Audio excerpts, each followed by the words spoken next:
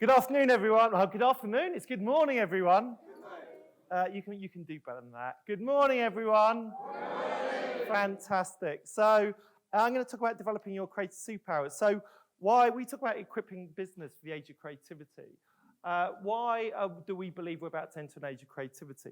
Well, partly because the robots are coming. And we all know, and I know most of you know they're not going to look like this.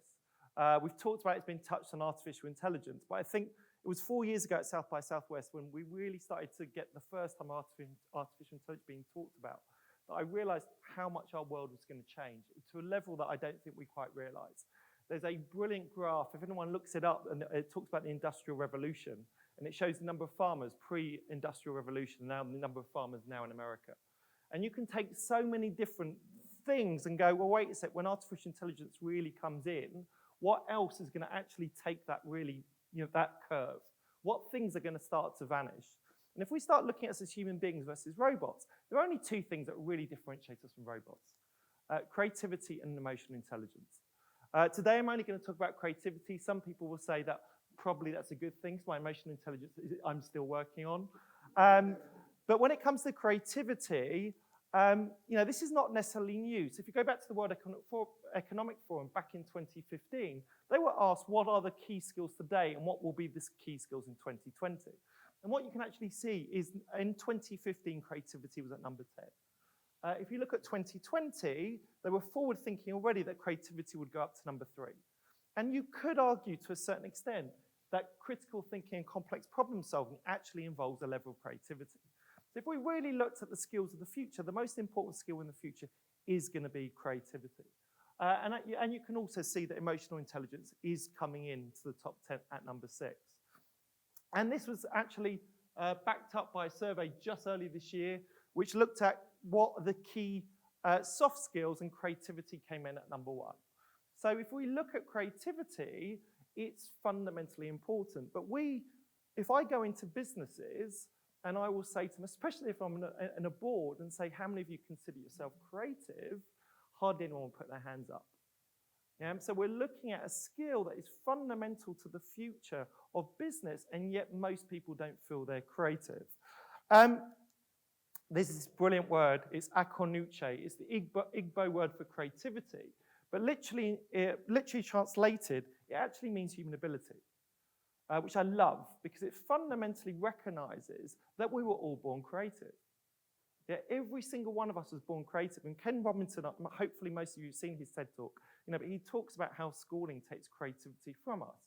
And I hope I'm living proof of that. I don't tell many people this, but I'm actually a qualified chartered accountant. And so, and a lot of people, when they meet me, they think I've come from a creative route, where actually I was the FD at my ad agency first, and then CEO last. So I'm going to talk to you about creative superpowers. And the book, you've seen the book. And I'm not going to go into detail into the book. I'm going to talk about some things because, firstly, the book is £1 as an ebook. The paperback was out last week. If you're interested in this, you're going to buy the book, and I highly recommend it. And I don't recommend it because I'm going to get any money from it, so we get nothing as an author. But what I'm going to do instead is, as we talked about, I run a culture change business.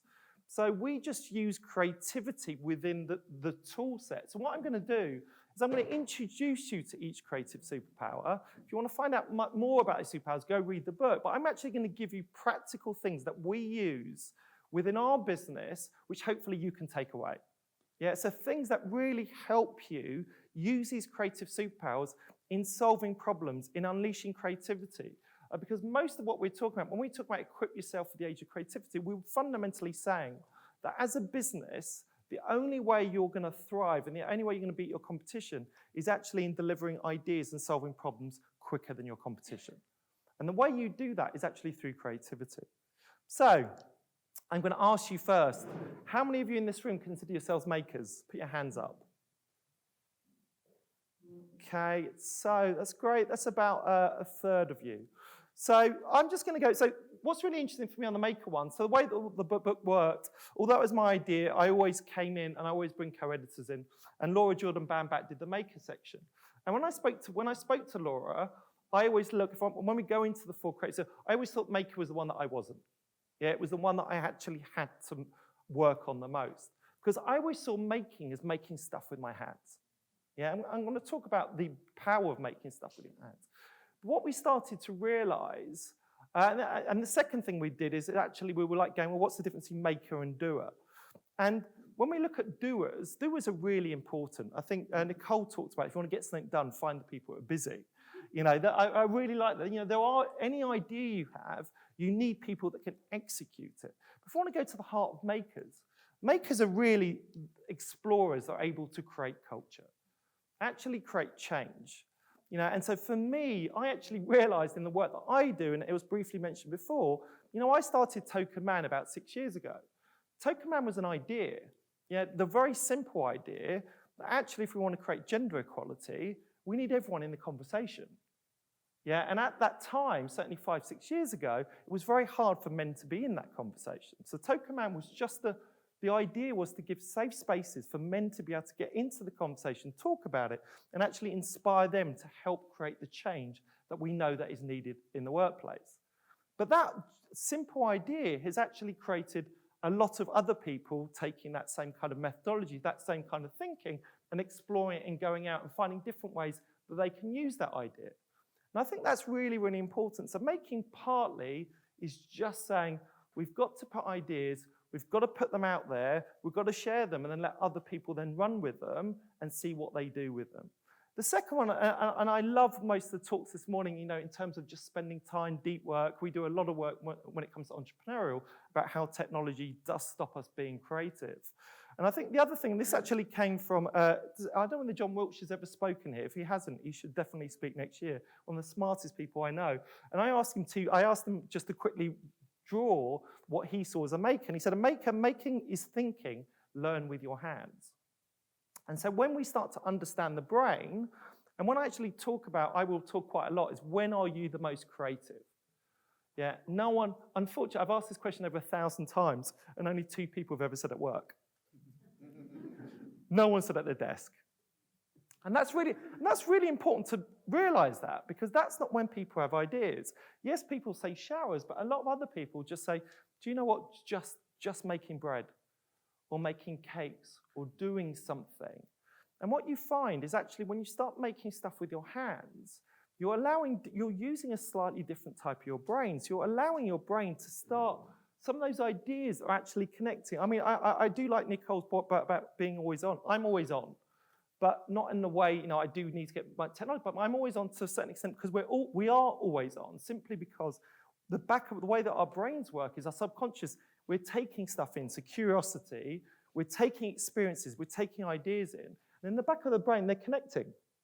And the problem is, what technology is doing, this busyness, this, I've got a certain amount of time, and I get on a game and start playing a game, I'm stopping my brain actually having those ideas come out. So all of that, and I'm going to talk about one of the techniques we use to allow people just to give them the space to allow those ideas to come out. So we did it last night with the speakers panel. I thought, I wish I kind of brought it here, but we run an exercise, and it's a really simple exercise, which one of the questions we ask, especially when we're trying to unlock that creativity, is we ask people just to build their future creative selves. And at the same time, we ask them the question, what is stopping creativity within your business? And we ask them plant that in their head, so that when they're actually starting to build their future creative selves, they are starting to have that problem in the back of their head going through. And we get people to do it. And what you find, and we saw it last night, and I can say Bex actually, we did it, and Bex won, and she had this beautiful little story, that she was going paddleboarding abroad, and actually what we loved about it, and she won, is because it was about going out there and exploring and actually saying, do you know what, the way my future creative self is I'm going to go away, I'm going to go to somewhere far, and I'm going to learn from that someone far. So it wasn't necessarily the output, it was actually what I need to do in order to really free my creative self up. And this just really works. And the other thing it does is, and I know Sarah's going to talk about doing a workshop after, but with serious Lego play. But what it does is, when we talk about that childlike state, and again, I will reiterate, it's childlike as opposed to childish. But what it does, it completely, just try it. And again, you don't have to take these pieces, you don't have to do, all you just need to do is put Lego in front of people. And what happens is, and ask them to build something, is all of a sudden you just see, it's like their childhood comes back to them. And you just come back into that childlike state almost immediately. And people's defenses break down. And everything that was involved in the day-to-day, all of a sudden you allow people to have a different connection they didn't have before. So again, highly recommend it. Whatever you can do, just buy Lego, put it in the room, and actually start playing with stuff. And again, you can get them to create their future selves. The second one is hacker. So how many of you in this room are hackers? I've got a few. So if I've been actually the hacker talk I've been doing for 4 years. So the book is a combination of thinking.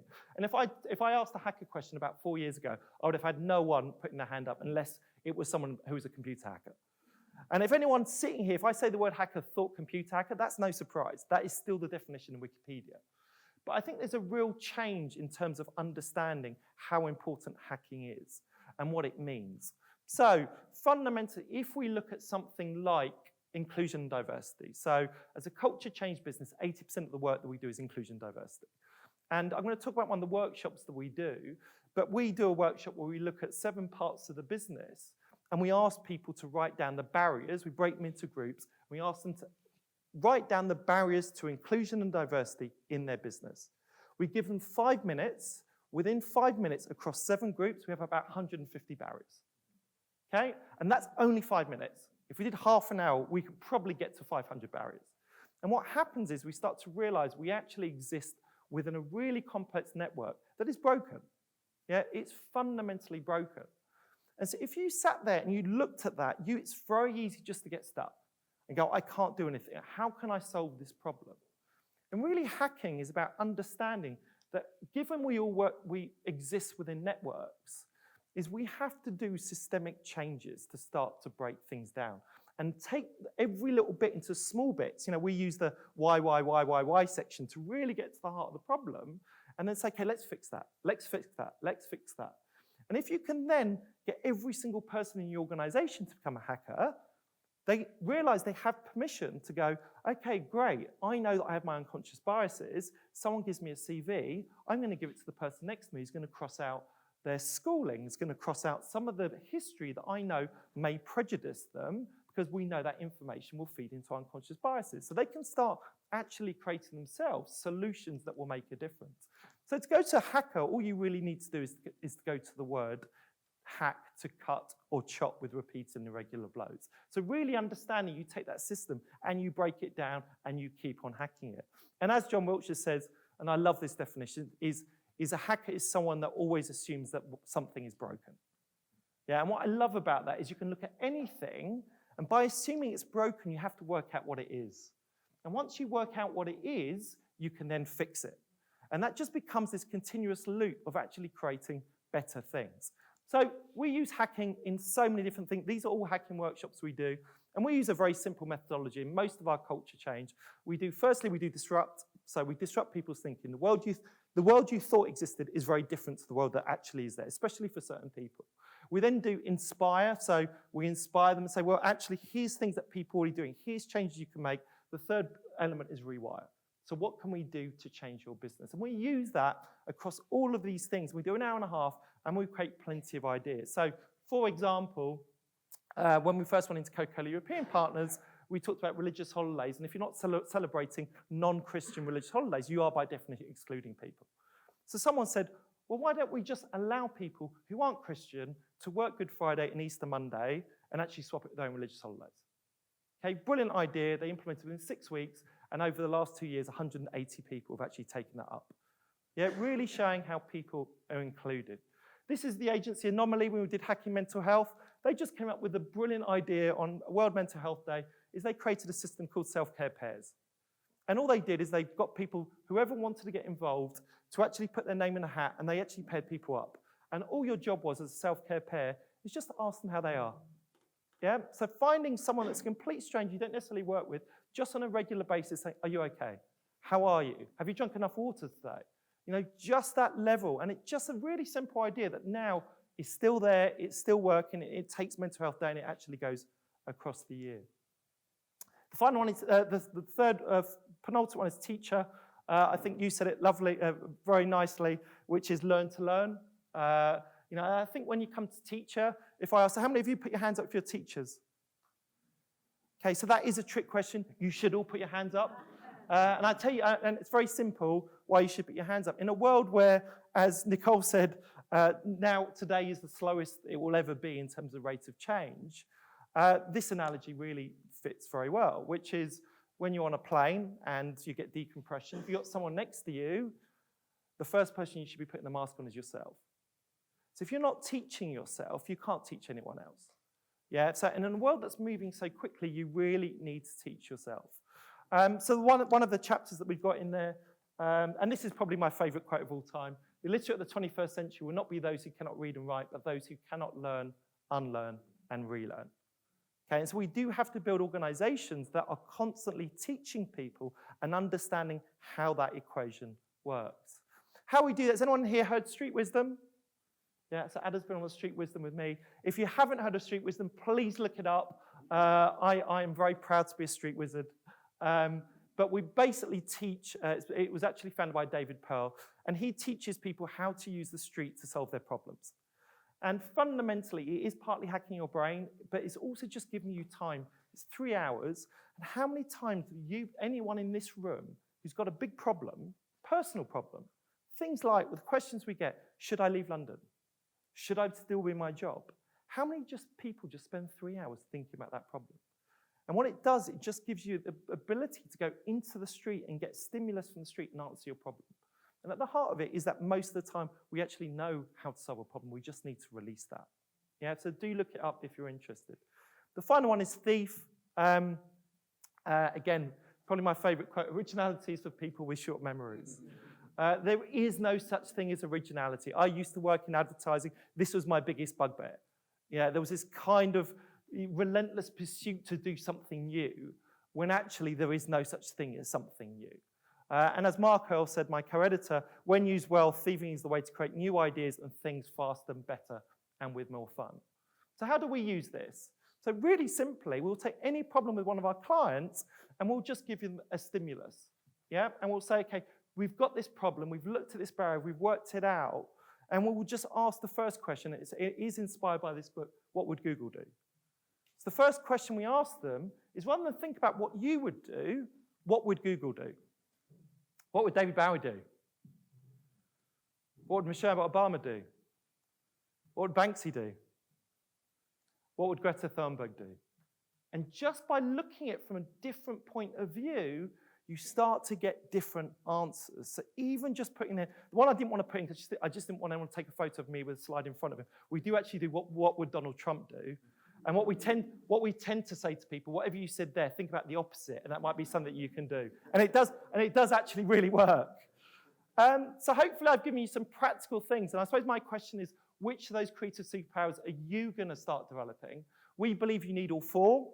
And so it's really looking at what can you start working on. And it is about making everything awesome. But also, I think, if you don't have Lego, and you want to make sure and your business doesn't have creativity, and you just want to inspire a bit different thinking, you can always just play this clip. If the construction guy said something to President Business, what would he say?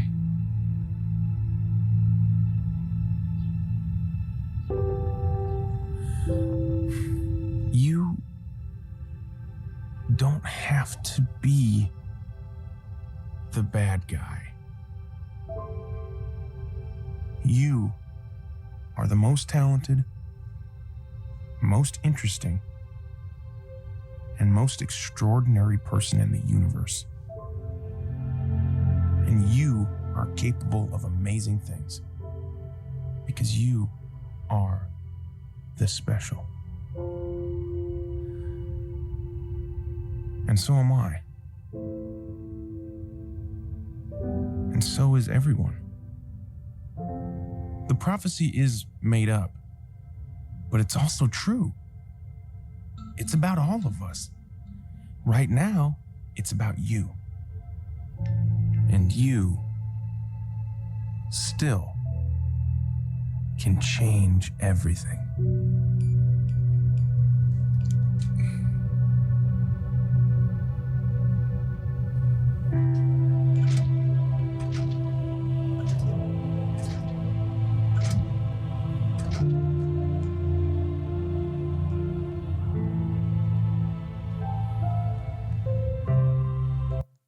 Thank you.